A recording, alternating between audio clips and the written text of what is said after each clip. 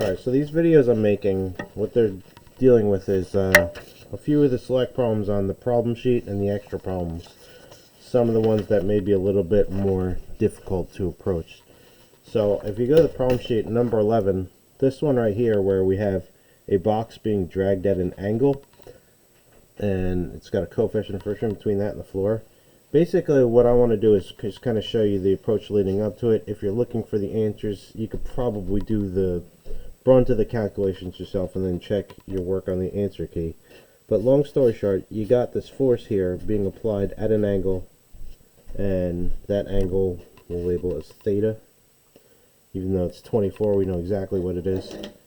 And so you're dealing with an object that has an angled applied force, a force of friction, and then other forces that are present are normal force and gravity. So if we're diagramming out all our forces, raw forces look like this, and I'm just going to label this one just as F. We always want to be in components here, so we want to take that angled force and break it down into two components, an upward component and a rightward component. So this would be F sine theta, F cosine theta. All the other forces we could leave alone, and ultimately what ends up happening here is that while this box is being dragged to the right, this upward applied force is going to affect the force, the normal force, which in turn affects the force of friction. In the example we did in class, I believe we were dragging something at constant velocity here, and in this one, I don't believe those forces are balanced. It looks like we have some sort of acceleration here. So if I'm looking at my forces, I want to look at the y direction, and I know there's no motion in the y direction because this thing's moving horizontally, so I balance out those forces. We're going to look at our modified diagram here. This is positive, this is positive, this is negative. So we have n plus F sine theta minus the force of gravity. All of those things add up to 0.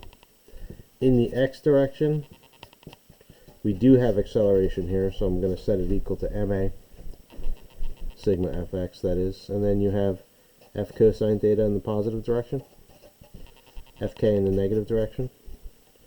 And so what ends up happening here is that I believe you have enough information to solve for n, and then ultimately you want to bring it into your expression for the force of kinetic friction, which you can always rewrite as mu kn, and then ultimately you'll be able to solve for the acceleration using both directions here.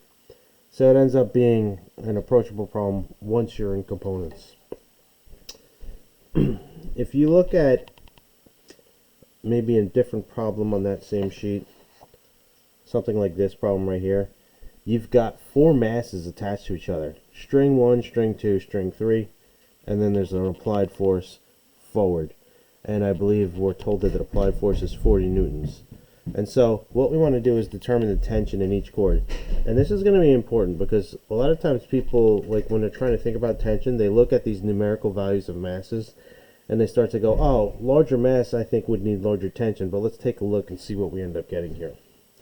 So might want to start a new piece of paper here since I have 4 different objects to look at. So this is a 4 object system, but that doesn't change how we want to approach the problem.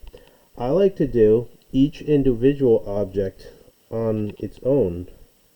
So this is number 15. I like to try to draw my forces completely separate for each object here. So I've got chord 1, I might as well call that a tension from chord 1 there. You've got a normal force. Keep in mind, we've got multiple normal forces here. So I might want to call that N10 and I might want to call this FG10. You want to distinguish them when they're different. Although you're going to find that in this problem, since we're dealing with a frictionless surface, we don't really need to worry about vertical forces here.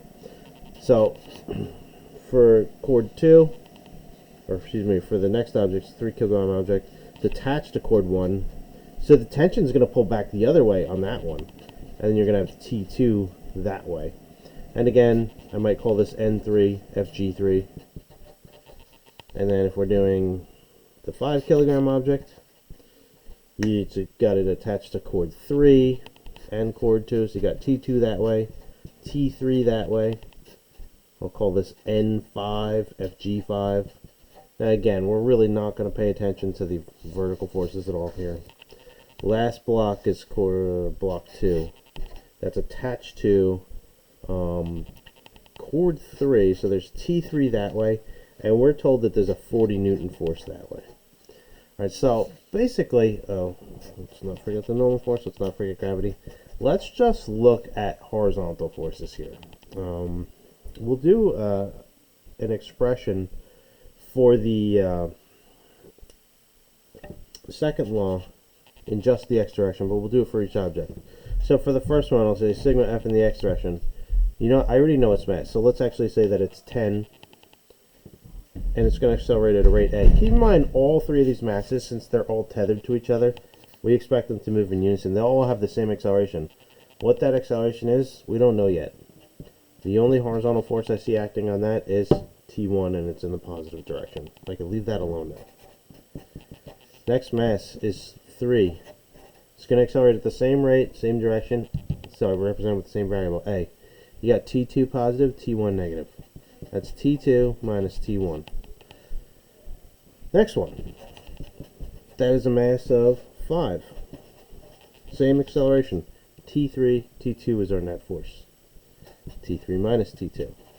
Last one. Mass of 2. Same acceleration. You've got a 40 Newton force to the right, T3 to the left. It's going to be these three expressions that allow you to get through this problem.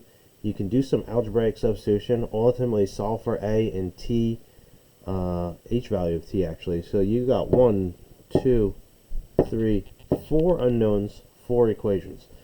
If you're going to algebraically rearrange this, could take quite a while. You also have the option of saying, alright, let me get the acceleration really quickly. I got these 4 objects here.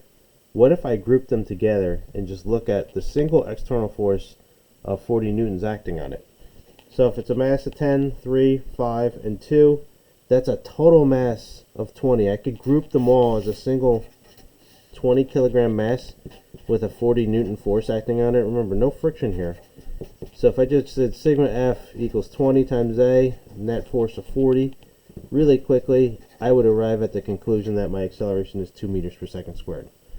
Now that you have that value, it's actually easy to plug it back in here, get T1, get T2, get T3, and then you'll find that your answer should ultimately measure up to what we were looking for there.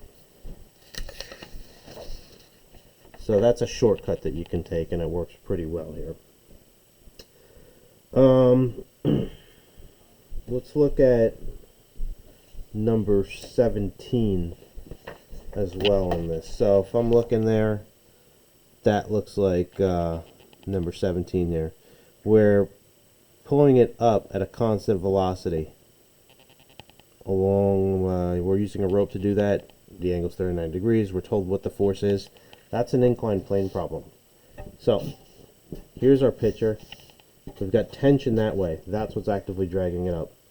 There's gravity. There is kinetic friction. There's normal force. This is kind of like what we did in lab. I always like to take this, modify it. Your gravity vectors.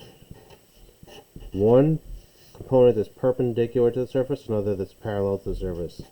This is FGY. This is FGX. You have a normal force there. You've got your tension there. Let's not forget about the friction. FK. If you're looking to approach a problem like this, we want to balance out Y forces. Remember, the Y axis is completely perpendicular to our mass here, or excuse me, our surface. There's the Y axis, there's the X axis. So I expect Y forces to balance out. There is no motion in the Y direction. You have N as positive, FGY is negative. Remember, FGY is going to be always mg cosine theta. So we know what N is, X direction.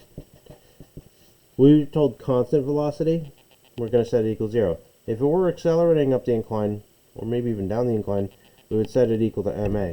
But here, it's 0 because it's constant velocity. I have t in the positive direction, fk in the negative direction, fgx in the negative direction. So we can do a few modifications here. Rewrite mu k as, excuse me, fk as mu kn. Rewrite fgx as, it's always mg sine theta. And then, last but not least, you could probably do a little bit of substitution from the normal force here, putting that into there, and you could call this mu k mg cosine theta. Leave the rest alone. That's probably enough information to get us through this problem. Plugging the numbers should work out pretty well for you. Alright, I'm going to make a few more videos, doing a few more problems, and then hopefully that'll give you guys a little bit more practice, a little bit more direction as far as how we approach all these problems.